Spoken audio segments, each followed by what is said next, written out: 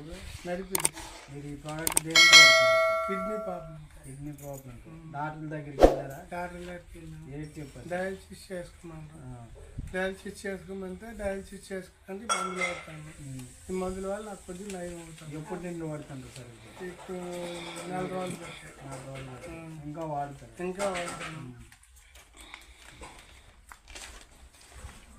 అయితే సరే, ఇది ఓడిన తర్వాత ఎలా ఉంది సార్ మీకు? ఇప్పుడు బాగానే ఉంది. వాడక ముందు ప్రాబ్లం ఉంది. ఏంటి సార్ అది? Kidney problem,